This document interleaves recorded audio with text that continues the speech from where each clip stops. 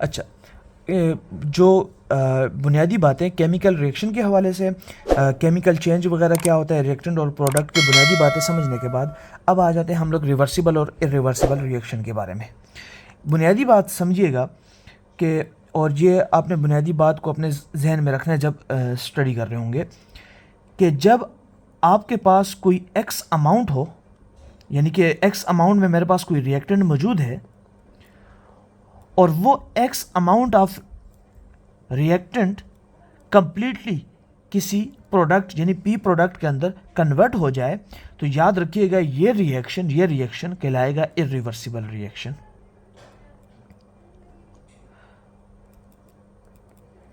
मतलब ये एक ऐसा रिएक्शन है कि जिसके अंदर बनने वाला प्रोडक्ट ऐसा नहीं होगा कि वो प्रोडक्ट वापस एक टाइम आए और वो प्रोडक्ट वापस रिएक्टेंट के अंदर कन्वर्ट हो जाए, बल्कि होगा क्या, बल्कि होगा ये कि ये रिएक्टेंट कंटिन्यूसली फॉरवर्ड मूव करेगा और फॉरवर्ड मूव करते करते ये एक अपनी हद तक, यानी कि अपनी अमाउंट को ख़त्म करने के बाद कंप्लीटली प्रोडक्ट के अंदर कन्वर्ट हो जाएगा और ये रिएक्शन ख़त्म हो जाएगा। इसलिए याद रखिएगा इरिवर्सिबल रिएक्शन का एक एंड पॉइंट होता है, उसका एक स्टार्ट पॉइंट होता है कि ये किसी पॉइंट से स्टार्ट होगा। मतलब किसी रिएक्टेंट की कोई अमाउंट, मान लीजिए 50 ग्राम है मेरे पास, तो ये 50 ग्राम से ये 50 ग्राम कन्वर्ट होना स्टार्ट करेगा और इसका एक एंड पॉइंट होगा कि मेरे पास रिएक्टेंट प्रोडक्ट भी मेरे पास 50 ग्राम बन जाएगा। ये एक इसका थ्योरेटिकल आंसर है। ग्राफिकली इरिवर्सिबल रिएक्शन को किस तरह रिप्रेजेंट किया जाता है, तो ग्राफिकली बेसिकली ये याद रखना है, ग्राफिकली इसके लिए एक सिंगल लाइन ड्रा की जाती है और उसको एक एरो से रिप्रेजेंट किया जाता है। अब ये जो सिंगल लाइन है, ये बेसिकली ये शो करता है कि मैग्नीट्यूड से मेरा मुराद ये है कि वो अमाउंट कितनी है, और ये जो एरो है, ये एरो रिप्रेजेंट कर रहा है बेसिकली उस डायरेक्शन को कि जिस डायरेक्शन में ये मूव कर रहा है। अब याद रखें for irreversible reaction direction always forward ही होती है।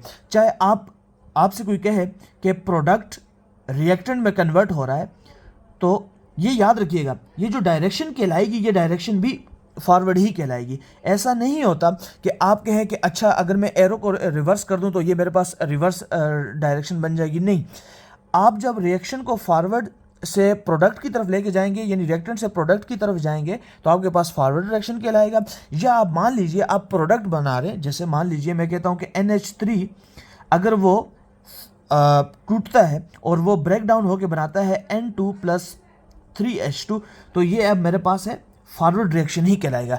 अब हालांकि हकीकत में रिएक्शन हैबर प्रोसेस के अंदर क्या होता है कि N2 मिलता है, यानी नाइट्रोजन मिलती है हाइड्रोजन गैस के साथ, और वो रिवर्सिबल रिएक्शन करके अमोनिया प्रोड्यूस कर रही है। लेकिन for the sake of argument अगर मैं कह दूं कि अमोनिया टूटे और वो सिर्फ इरिवर्सिबल रिएक्शन करे और वो नाइट्रोजन गैस और हाइड्रोजन गैस प्रोड्यूस करे, तो ये याद रखना है कि अगर उसके लिए मैं कहूँगा तो ये इरिवर्सिबल रिएक्शन नहीं बनेगा, ये रिवर्सिबल रिएक्शन का रिवर्स रिएक्शन नहीं बनेगा, बल्कि ये याद रखना है कि ये मेरे लिए फॉरवर्ड रिएक्शन ही कहलाएगा अगर आप for the sake of argument ये बात कर रहे हैं।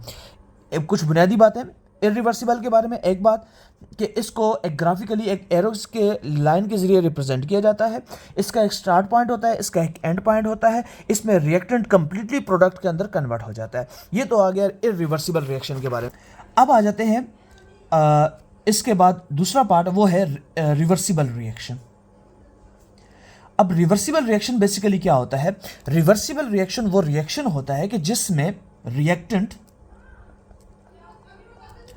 प्रोडक्ट के अंदर कन्वर्ट हो रहे होते हैं, लेकिन हो ये रहा होता है कि वो जो प्रोडक्ट के अंदर कन्वर्ट होते हैं वो कुछ टाइम के लिए, कुछ पीरियड ऑफ टाइम के लिए वो क्या करते हैं, प्रोडक्ट के अंदर कन्वर्ट हो रहे होते हैं।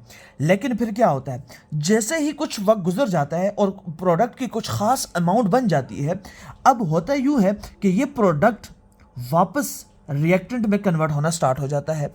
अब ये रिएक्शन इस रिएक्शन का एक स्टार्टिंग पॉइंट तो होगा, लेकिन याद रखना है इसका कोई एंड पॉइंट नहीं होगा, बिल्कुल भी नहीं होगा। मत एंड पॉइंट से मुराद समझ लीजिए, एंड पॉइंट का मतलब यह है कि रिएक्टेंट कंप्लीटली प्रोडक्ट के अंदर कन्वर्ट नहीं होगा, इसमें कंप्लीटली आपके पास प्रोडक्ट नहीं बनता, ये कभी भी नहीं होता। रिवर्सिबल रिएक्शन की यही खुसूसियत है कि इसमें रिएक्टेंट कभी भी प्रोडक्ट के अंदर नहीं बनता। इसका एक स्टार्टिंग पॉइंट होता है लेकिन इसका कोई एंड पॉइंट नहीं होता। और याद रखना है कि ग्राफिकली इसको जिस तरह रिप्रेजेंट किया जाता है, तो ग्राफ के जरिए इसको रिप्रेजेंट किया जाता है। याद रखिएगा कि 2 एरोज लगाई जाती हैं, लेकिन एक एरो जो आपके पास सिंगल हेडेड होगी और दूसरी एरो भी आपके पास सिंगल हेडेड होगी। ये जो एरो है, ये एरो बेसिकली रिप्रेजेंट कर रही है आपके पास फॉरवर्ड रिएक्शन को, और ये जो एरो है यानी कि ये जो लाइन है ये आपके पास रिप्रेजेंट कर रही है रिवर्स रिएक्शन को। और याद रखिएगा ये रिवर्सिबल रिएक्शन की ही खुसूसियत है कि आपके पास एक टाइम आता है कि जिस टाइम के बाद rate of forward is equal to rate of reverse हो जाता है। अब इस बात के बारे में कि ये बात जो rate of forward is equal to rate of reverse, आप यूं याद रख सकते हैं कि जिस टाइम पीरियड के अंदर या जिस टाइम फ्रेम के अंदर द अमाउंट ऑफ रिएक्टेंट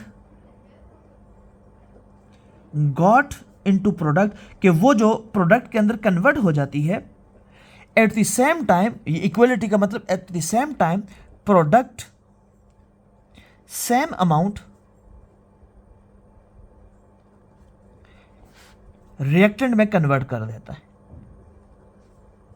और इस टॉपिक को मैं मजीद जब हम लोग लॉ ऑफ मास एक्शन को पढ़ रहे होंगे तो वहां पे मैं इसको क्लियर करूंगा। अब जैसे मैं आपके सामने कुछ एग्जांपल है रिवर्सिबल रिएक्शन की, और ये कुछ एमसीक्यूज पॉइंट है जिनको आपने जो मैट्रिक लेवल के और जो फर्स्ट ईयर लेवल के जो स्टूडेंट्स हैं, चाहे वो किसी भी बोर्ड से ताल्लुक़ रखने वाले हो, ये वो ज़रूर सुने। ये कुछ एमसीक्यूज में आपसे कुछ क्वेश्चंस किए जाएंगे या आपसे कुछ बुनियादी सवालात किए जाएंगे, वो यही होंगे, इससे बाहर कुछ भी नहीं होगा। बाकी आपके पास, आपको मालूम है कि थ्योरी होती है, थ्योरी को आपको याद भी करना होता है, आपको समझना भी होता है, लेकिन आप कंसेप्ट ले लें क्योंकि नई नई क्लासेस आपकी स्टार्ट होने वाली हैं, तो आप लोग बुनियादी कंसेप्ट सीख लें। जब टेस्ट का टाइम आएगा तो आपको ये बुनियादी बातें आपको बहुत हेल्प करेंगी। अब कुछ एग्जांपल्स हैं, जैसे मान लीजिए मेरे पास अगर 2 मॉलिक्यूल ऑफ सल्फर डाइऑक्साइड हो और अगर ये ऑक्सीजन यानी कि गैस के साथ जब ये कंबाइन हो जाए, अब एक विनेडियम ऑक्साइड बेसिकली आपके पास एक यहाँ पे कैटलिस्ट इस्तेमाल होता है। ये मैं फेडरल बोर्ड की बुक को कोट कर रहा हूँ, इसलिए कोट कर रहा हूँ क्योंकि बहुत सारे बच्चे जो हैं तो वो बुक को स्टडी कर रहे होते हैं, तो वो कहते हैं कि बुक की एग्जांपल हमें समझ नहीं आती, तो मैं बुक की ही एग्जांपल को आपके सामने कोट इसलिए कर रहा हूँ ताकि आपको बुक की कुछ एग्जांपल याद रहे। अब ये कन्वर्ट हो जाता है सल्फर ट्राईऑक्साइड में, और ये बैलेंसिंग ऑफ केमिकल इक्वेशन के पे भी इंशाल्लाह मैं साथ से चीज़ें नोट कर रहा हूँ कि जो जो चीज़ें इसमें मैं इंक्लूड कर सकता हूँ वो इंशाल्लाह मैं आपके लिए इंक्लूड करूँगा। अब ज़रा देखिए, अगर आपसे कोई कहे कि इस रिएक्शन में फॉरवर्ड रिएक्शन को अलहदा करो, तो आप कैसे करोगे?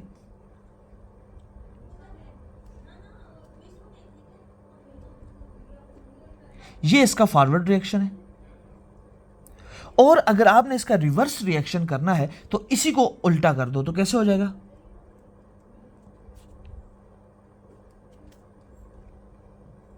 अब जरा देखिएगा, एक बात समझिएगा। अब सवाल ये उठता है कि मैं एरो कहाँ पे लगाऊं, एरो यहाँ पे लगाऊं या यहाँ पे लगाऊं। एक बात याद रखिएगा, मैंने आपको कहा था जब इरिवर्सिबल में समझा रहा था कि रिएक्शन ऑलवेज कंसिडर फॉरवर्ड ही होगा। अगर आप यहाँ से देख रहे हो तो यहाँ से इसके मुताबिक ये फॉरवर्ड रिएक्शन चल रहा है, लेकिन अगर आप यहाँ से देखोगे तो फिर ये फॉरवर्ड रिएक्शन कहलाएगा। तो याद रखना है कि ये इस तरह एरो शो होगा, तो ये कन्फ्यूजन क्रिएट नहीं करनी है अपने जहन में। ये इसी तरह तमाम बुक्स इसको कवर करती हैं, ठीक हो गया। तो ये ऐसा नहीं है कि ये कोई अलहदा है कि आप एरोस के लिए मुंतकिल कर देंगे। असल में जो अब सवाल समझिएगा, जब हम लोग कहते हैं कि रिवर्स रिएक्शन या फॉरवर्ड रिएक्शन, बेसिकली हम आपको एक ट्रिक बता रहा हूँ। आप बेसिकली देखते हैं रिएक्टेंट और प्रोडक्ट की पोजीशन को। अगर आप देखो तो आप लोग रिएक्शन यहाँ से चल रहे हो तो आप देख रहे हो कि आप रिएक्टेंट टू प्रोडक्ट जा रहे हो। अब ये इस एतबार से ये फॉरवर्ड है, लेकिन जब आप यहाँ से रिवर्स आना स्टार्ट करोगे, यानी कि अब आपने रिएक्टेंट इसे लिया है और इसे आप प्रोडक्ट में कन्वर्ट करोगे, तो याद रखिएगा इसके एतबार से फिर ये फॉरवर्ड रिएक्शन बन जाएगा। इसलिए याद रखिए एरो सेम होता है, लेकिन जो रिएक्टेंट और प्रोडक्ट की पोजीशनिंग बेसिकली उसको रिवर्स और फॉरवर्ड रिएक्शन में कन्वर्ट कर देती है। This is all about the reversible and irreversible reaction. फिर उसके बाद इंशाल्लाह मैं लॉ ऑफ मास एक्शन के बारे में एक अच्छी सी वीडियो बनाऊंगा। ये वो वीडियो होगी इंशाल्लाह जो फेडरल बोर्ड के, बलूचिस्तान बोर्ड के, केपीके बोर्ड के और पंजाब बोर्ड के बहुत सारे एमसीक्यूज जो हमेशा उसके यूनिट के बारे में होते हैं कि केसी में लॉ ऑफ मास एक्शन क्या है, उसको डिराइव करना, उसको समझना। फिर उसमें जो बुनियादी सवालात आते हैं कि ये बताएं कि इसमें लॉ ऑफ मास एक्शन में यूनिट कैसे डिराइव की जाती है, उसका कंसेप्ट क्या है, उसकी कोई ट्रिक वगैरह, उसका कोई फार्मूला वगैरह। ये वो कुछ बुनियादी बातें होंगी जो इंशाल्लाह आपको इसी चैनल पे मिलेंगी। सिर्फ आपने स्टे ट्यून रहना है, आपने ये लेक्चर्स पूरा देखना है, आपने जो कमेंट करना है, और आपको कोई भी क्यूरीज वगैरह, कोई भी क्वेश्चन वगैरह, तो मैं बिल्कुल आप विलिंगली आप बिल्कुल उसमें एक्सक्यूज़ अपना या कोई पॉइंट देना चाहते हैं या वीडियो के बारे में कोई कमेंट करना चाहते हैं, या क्योंकि इंसान एक दूसरे को देख के तमाम चीज़ें सीखते हैं, आप बिल्कुल आप कुछ पॉइंट ऐड करना चाहें तो आप ऐड कर सकते हैं। That's all about this short video. आप देखें इंशाल्लाह, फिर मैं तरतीब से तमाम लेक्चर्स अपलोड करूँगा। Thank you so much.